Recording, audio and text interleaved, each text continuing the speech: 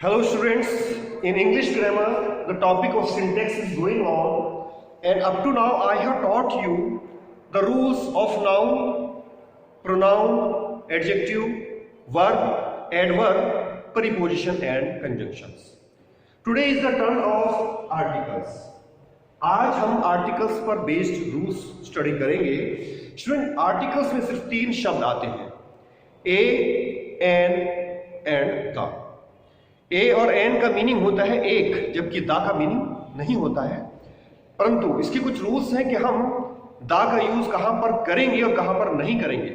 सबसे पहले तो मैं आपको प्रोनाउंसिएशन बता दूं।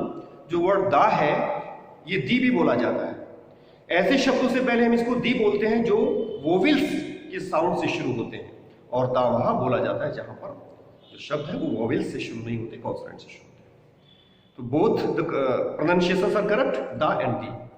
अब इसमें रूल्स हैं कि दा का यूज कहां कहां करना जरूरी है और कहां पर इसका यूज नहीं किया जा सकता।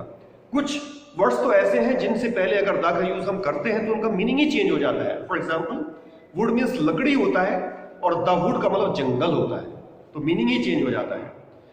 और जहां तक ए और एन का रिलेशन है, तो ए और एन दोनों जो शब्द हैं ये इंडेफिनिट आर्टिकल्स कहलाते हैं। दोनों का मीनिंग होता है एक। तो हर उस काउंटेबल नाउन से पहले, यानी ऐसा नाउन जिसको गिना जा सकता हो और वो गिनती में एक हो, तो वहां हम या तो ए लगाएंगे या एन लगाएंगे। अब इसमें रूल्स है कि अगर आपका जो वर्ड है वो वाविल की साउंड से शुरू हो रहा है तो वहां पर एन का प्रयोग किया जाएगा, और अगर कॉन्सोनेंट की साउंड से शुरू हो रहा है तो वहां पे ए का प्रयोग किया जाएगा। ऐसे नाउन से पहले हम ए या एन नहीं लगाएंगे जो काउंटेबल नहीं है, अर्थात जिसको हम गिन नहीं सकते। जैसे वाटर, तो वाटर गिना नहीं जाता है, तो उससे पहले ना ए लग सकता ना एन लग सकता। हाँ, चेयर, तो अगर चेयर गिनती में एक है तो ए लगेगा या एन। तो चूंकि चेयर जो साउंड है वो चे से शुरू हो रही है तो यहाँ पे ए लगना चाहिए, ना कि एन। जबकि एलिफेंट, एलिफेंट ये वाविल की साउंड से शुरू है और गिनती में एक है, तो यहाँ पर एन का प्रयोग किया जाएगा। दा के बारे में भी आपको रूल्स बताता हूं। दा का यूज हम पानी से जुड़े हुए जितने भी शब्द होते हैं उनके जो नाम होते हैं, जैसे नदियों के नाम या सागर महासागर के नाम, तो इनसे, या खाड़ी के नाम, तो उनसे पहले दा का प्रयोग किया जाता है। In the same way mountain ranges जो होते हैं उनसे पहले भी दा का प्रयोग किया जाता है। हिस्टोरिकल बुक्स से पहले भी दा का यूज किया जाता है। इंग्लिश न्यूज़पेपर से पहले भी दा का यूज किया जाता है, और एडजेक्टिव की सुपरलेटिव डिग्री से पहले भी दा का प्रयोग किया जाता है। दा का प्रयोग हम कहां नहीं कर सकते? प्रोपर नाउन से पहले दा का प्रयोग नहीं किया जाता, यद्यपि इसमें कंडीशन है किन प्रोपर नाउन से पहले दा का प्रयोग किया जाएगा, यहां पर बताऊंगा। कंपैरेटिव डिग्री से पहले भी दा का यूज नहीं किया जाता, लेकिन एक कंडीशन में किया जा सकता है, वो रूल आपको मैं बताऊंगा। इन द सेम वे कभी भी ब्रेकफास्ट, लंच या डिनर से पहले दा का यूज नहीं करेंगे। जब हम यातायात के साधनों का प्रयोग करते हैं तो बाय के बाद में हम यातायात के साधन लगाते हैं, तो बाय द ट्रेन या बाय द बस गलत है, दा का प्रयोग नहीं किया जाएगा। बाय बस, बाय कार, बाय ट्रक, तो इस तरह से इस सेंटेंसेस में आपको वर्ड्स यूज करने होते हैं। आर्टिकल से रिलेटेड और कौन कौन से रूल्स हैं वो मैं आपको अभी डिटेल में बताता हूं। चलिए लेट्स गो। सो स्टूडेंट्स, सबसे पहले हम डेफिनिट आर्टिकल अर्थात दा के बारे में बात करते हैं। दा का यूज कहां कहां पर किया जाता है। Rule number 1, before the names of rivers, bay, gulf, seas and oceans, नदियां, खाड़ी, समुद्र या महासागर के नाम से पहले। जबकि आपको पता है प्रोपर नाउन से पहले दा का यूज नहीं करते हम। The Rohit, the Sanjeev, the Ravi, कभी देखा है आपने? कभी यूज नहीं होता, क्योंकि ये प्रोपर नाउन है। परंतु पानी से संबंधित जितने भी रिवर्स, बे, गल्फ, सीज या ओशियन हैं, इनके जो नाम होते हैं उनसे पहले दा का यूज किया जाता है। For example, the Yamuna, the Ganga, the Gulf of California, the Red Sea, the Pacific Ocean, the Hind Ocean. तो ये सभी पानी से जुड़ी हुई चीजों के नाम हैं, तो उनसे पहले दा का यूज किया जाएगा। Rule number 2, before the name of mountain ranges, mountain peaks and group of islands, जो पर्वत श्रृंखलाएं होती हैं या पर्वत की चोटियां होती हैं या खाड़ी का जो समूह होता है, तो उससे पहले भी दा का प्रयोग किया जाता है। जैसे the Himalayas, the mount Everest, ये चोटी का नाम है माउंट एवरेस्ट, तो दा लगाया जाएगा। द अंडमान निकोबार, ये एक ग्रुप ऑफ आइलैंड है। Now rule number 3, before the name of directions and unique things, ये इसी में है रूल नंबर 2 में, before the name of directions and unique things, यानी दिशाओं के नाम से पहले और कुछ विचित्र जो वस्तुएं होती हैं उनके नाम से पहले भी द का यूज किया जाता है।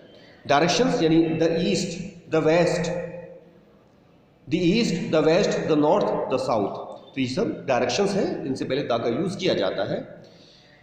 और यूनिक थिंग्स यानी जो ऐसी नेचुरल चीज़ें जो यूनिक हैं, बेमेल हैं, जिनका अद्भुत है, for example the sun, the moon, the stars, ये ईश्वर की बनाई हुई यूनिक वस्तुएं हैं, तो इनसे पहले भी द का यूज किया जाता है।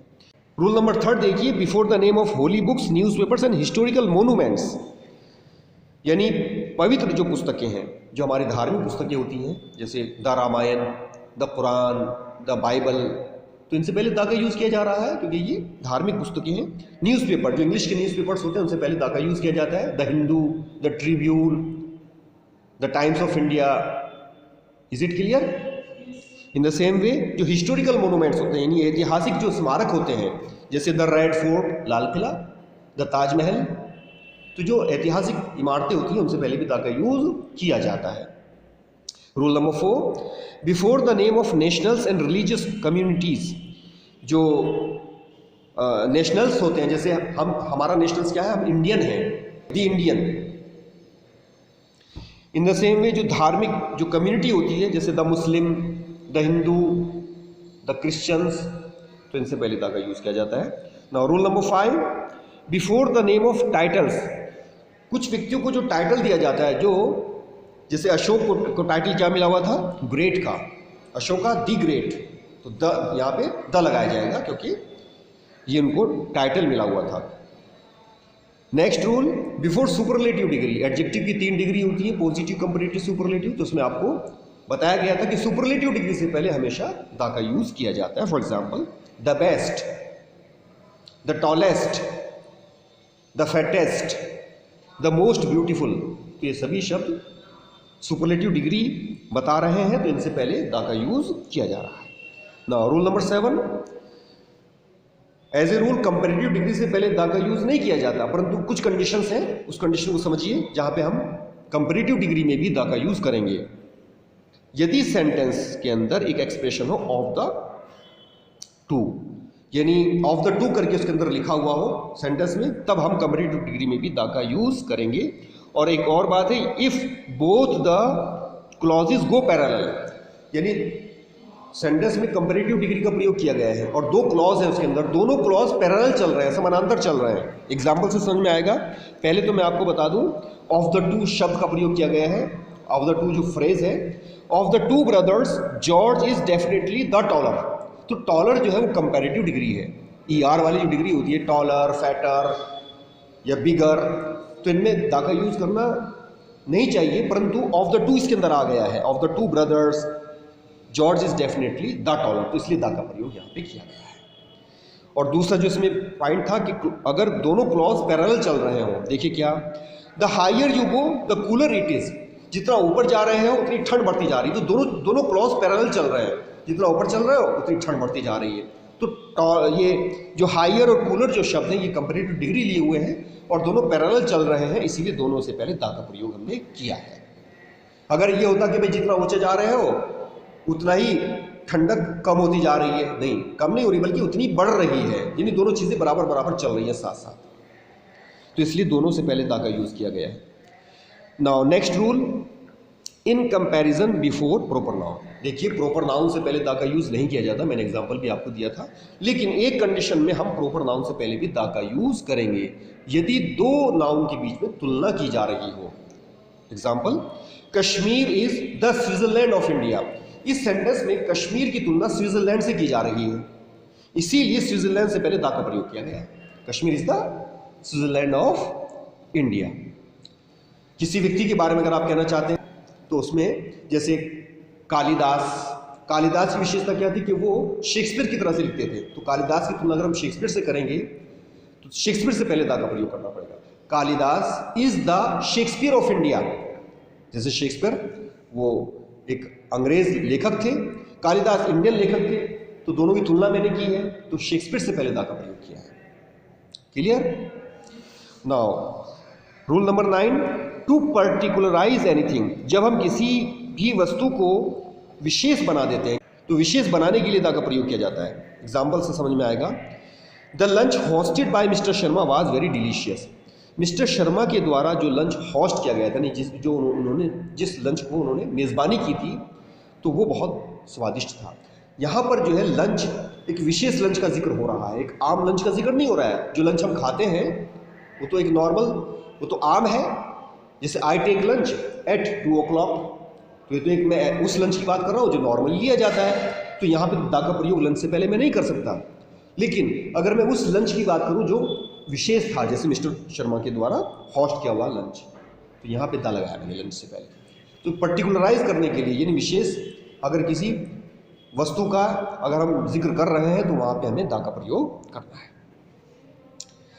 एक और एग्जाम्पल देखिए, the horse of Arabia is of superiority quality. एक तो अगर हम किसी भी आम घोड़े के बारे में बात करें कि horse is a very faithful animal, कुछ भी उसकी विशेषता बताएं एक आम घोड़े के बारे में, तो हॉर्स से पहले दा का यूज नहीं करेंगे। लेकिन अगर किसी विशेष घोड़े का जिक्र करें, जैसे हॉर्स ऑफ अरेबिया, ये खास घोड़ा हो गया, तो इसलिए दा लगाया जाएगा। The horse of Arabia is of superior quality. तो अरेबिया का जो घोड़ा होता है वो बहुत ही उच्च क्वालिटी का होता है। तो विशेष अगर किसी भी वस्तु को या किसी भी पशु को हम दिखा रहे हैं तो उससे पहले दा का प्रयोग करना चाहिए। तो ये सभी रूल्स थे जहां पर हमें दा का प्रयोग करना चाहिए। अब आपको बताता हूं ओमिशन ऑफ आर्टिकल, यानी दा और दा के अलावा ए और एन, इन तीनों जो आर्टिकल हैं इनका प्रयोग हम कहाँ नहीं कर सकते। नंबर 1 बिफोर प्रोपर नाउन, जैसे मैं आपको ऑलरेडी बता चुका हूँ। Number 2 before material noun. Material noun उसे कहते हैं जब कोई वस्तु दूसरी किसी वस्तु से मिलकर बनती है तो उसे मेटीरियल नाउन कहा जाता है। फॉर एग्जाम्पल, जैसे मेटीरियल नाउन में गोल्ड आता है, सिल्वर आता है, या जो दूध की बनी हुई जो चीज़ें होती हैं, ये सब मेटीरियल नाउन के अंदर। तो इनसे पहले कभी भी हमें दा का यूज़ नहीं करना चाहिए। वुड से बहुत सारी चीज़ें बनती हैं, लकड़ी से, तो ये भी मेटीरियल नाउन के अंदर आता है, दा का यूज़ नहीं करना चाहिए। अगर वुड से पहले दा लगा दिया तो उसका मीनिंग ही चेंज हो जाता है, उसका मतलब जंगल बन जाता है, वो अलग शब्द बन जाता है। पानी से बहुत सारी चीज़ें बनती हैं, तो पानी से वाटर से पहले इसलिए दा का प्रयोग नहीं करना चाहिए क्योंकि ये मेटीरियल नाउन है। Okay, rule number 3, when the noun is use in general sense. जब हम किसी नाउन का एक सामान्य अर्थ में प्रयोग कर रहे हैं, सामान्य अर्थ में, जैसे मैन इज इमोर्टल, व्यक्ति अमर, मतलब व्यक्ति नाशवान है, अमर नहीं है यानी नाशवान है, तो व्यक्ति से पहले हम दा का प्रयोग नहीं करेंगे। इससे पहले मैंने बताया ना, पर्टिकुलराइज यानी विशेष बताने के लिए तो हम दा का यूज करते हैं। लेकिन अगर आम के बारे में बात करें, किसी आम व्यक्ति के बारे में या आम वस्तु के बारे में, तो वहां पे दा का प्रयोग नहीं करेंगे। तो इंसान नाशवान है, तो इसलिए इसमें मैन इज मोर्टल कहा जाएगा। मैन इज मोर्टल, इंसान नाशवान है। सोल इज इमोर्टल, आत्मा अमर है।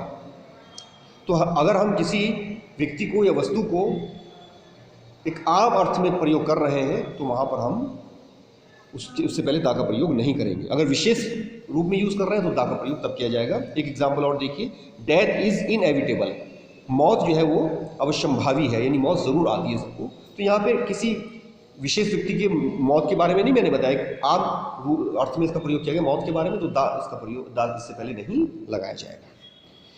Okay, rule number 4, superlative degree से पहले दा का प्रयोग हम तब नहीं करेंगे जब possessive noun is use before adjective. देखिए, इस बात को समझ लीजिए, सुपरलेटिव डिग्री से पहले मैंने दा का यूज करना बताया था कि किया जाता है, परंतु एक कंडीशन है जहां पे हम दा का प्रयोग नहीं करेंगे, यदि पजेसिव प्रोनाउन जैसे माई, आवर, योवर, हिज, ये पजेसिव प्रोनाउन होते हैं ना, अगर हम इनका प्रयोग कर रहे हैं उस डिग्री से पहले। Example, this is my best room, तो बेस्ट जो है वो सुपरलेटिव डिग्री है, तो द बेस्ट यूज किया जाता है हमेशा, परंतु माई लगा दिया मैंने बेस्ट से पहले, इसीलिए बेस्ट से पहले दा का यूज अब नहीं किया जाएगा। तो ये ध्यान रखिएगा। रूल नंबर 5 देखिए, आफ्टर द फॉलोइंग वर्ड्स, कुछ वर्ड्स हैं जिनके बाद हम दा का प्रयोग नहीं करेंगे, जैसे रैंक ऑफ या post of, title, type of, kind of, short of. तो इन शब्दों के बाद भी दा का यूज नहीं किया जाएगा, इनको आप अच्छे से लर्न कर लीजिएगा।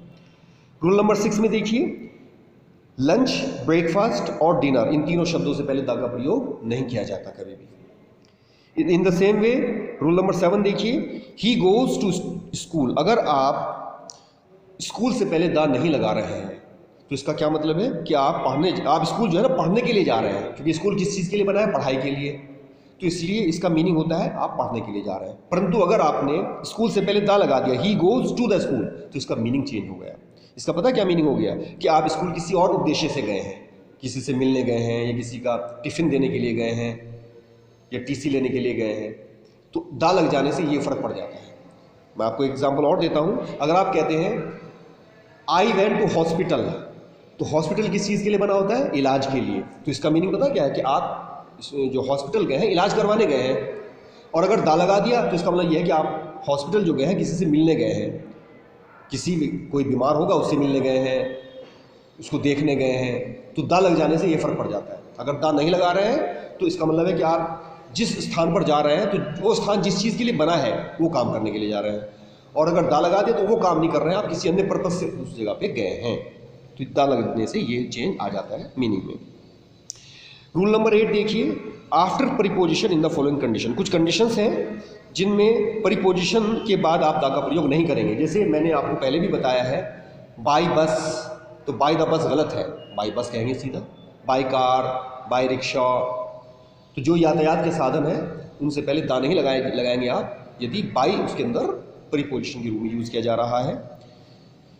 इसमें मैंने बहुत सारे वर्ड्स लिखे हैं, by bus, by train, by car, by jeep, by truck, by plane, by ship, by rickshaw, by air, by water, by land, by post, by message, by messenger और बाई चेक। तो इनके बीच में कभी भी दा का यूज़ ना करें। इसी तरह इनके बाद कोई अगर fact, date, detail, difficulty, crisis या ट्रबल ये शब्द आ जाते हैं तो इन और इन शब्दों के बीच में दा का प्रयोग नहीं किया जाएगा। इसी तरह ऑन के बाद अगर duty, demand, strike, leave, payment या अकाउंट ये शब्द आ जाते हैं तो भी बीच में दा का प्रयोग नहीं किया जाएगा। तो ये आपको लर्न कर लेना चाहिए। जितने वर्ड्स आप लर्न कर सकें उतना ही अच्छा है।